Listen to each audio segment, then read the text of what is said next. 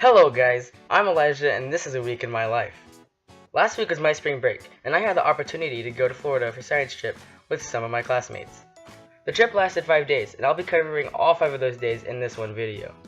Okay, so the first day was Sunday, April 3rd. On Sunday we had to meet at 3:15 at our school. From there we took pictures, said goodbye to our families and hopped on the bus. This bus took us to the San Francisco airport as we sang One Direction and Justin Bieber at the top of our lungs. From the San Francisco airport, we flew to Dallas, where we had a 2-hour layover, and after Dallas came Orlando, Florida. Now this airport was busy, and we didn't come to realize that until the end of our trip. Straight from the airport, we took another bus to Epcot. Now in Epcot, we had a lot of time to ourselves, but the two things that I enjoyed the most were the ride Test Track and the beautiful fireworks show we watched as a group. Then came the hotel. In this hotel, I roomed with my 3 friends, Ryland, Jordan, and Brent. And that was basically the entire first day of our trip.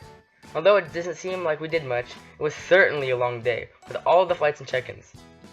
And that brings us to Monday, April 4th, 2016, which was our beach day.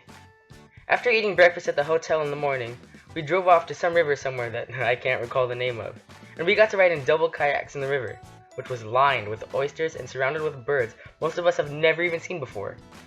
I also forgot to mention that my friend April put my hair in a man bun for the day. After kayaking in the blazing Florida sun, we drove off, singing yet again, to eat lunch, where I felt isolated because of my severe peanut allergy, which meant no cookie. Oh well. After scarfing down a burger with the most yellow buns I have ever seen, we went to participate in a shark dissection. At the shark dissection, I got to team up with my 7th grade friends to check out how sharks were built and why they're the way that they are. After the shark dissection, we drove over to Tampa Bay. In Tampa Bay, we got to pick up garbage. No, seriously, we got to pick up garbage.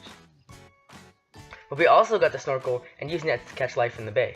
It was really interesting to see the different types of creatures we all caught. There were hermit crabs, shrimp, and beautiful sea urchins. After Tampa Bay was this place called Wonderworks. Now if you've ever been to Mystery Spot, this Wonderworks place is basically the same thing, but much smaller. In Wonderworks there are many illusions and tests. We even got to trap ourselves in bubbles like this. We had a lot of fun messing around, and I even got to hop on a gyroscope with my friend Owen. It made me super dizzy. After the fun and games came even more fun, without the games. We got to attend a magic/comedy show, which was definitely one of my favorite parts of the week. At the show there was super soggy pizza, but it was definitely made up for by the act. The man literally roasted all 3 of my roommates. It was great. I got to make fun of them all night in our room, which is where we headed after the show to end day 2. Now day 3 was one of the most interesting days, as we visited the Kennedy Space Center. Here we had a seminar where we learned all about the training astronauts have to go through, and the science behind why capsules and rockets are made the way that they are. After our seminar, we got to have lunch with an astronaut.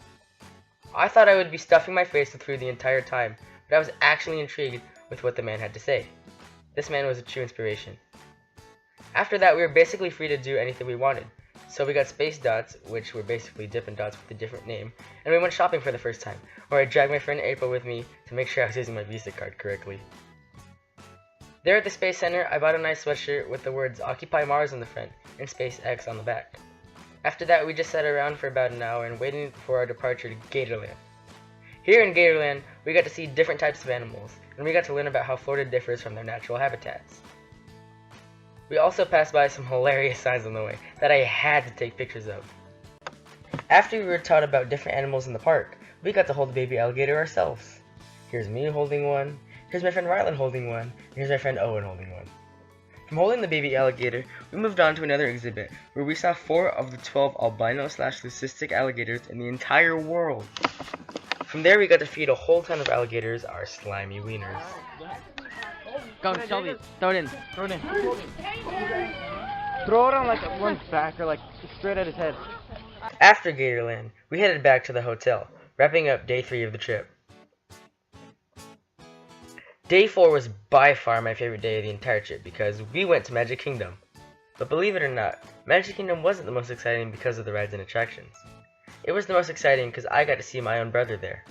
He works in the parades of Magic Kingdom, and here's a little clip of him dancing.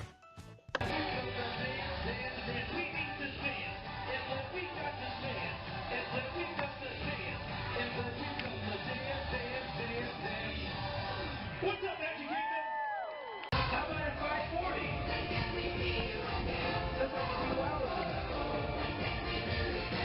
We'll be right here.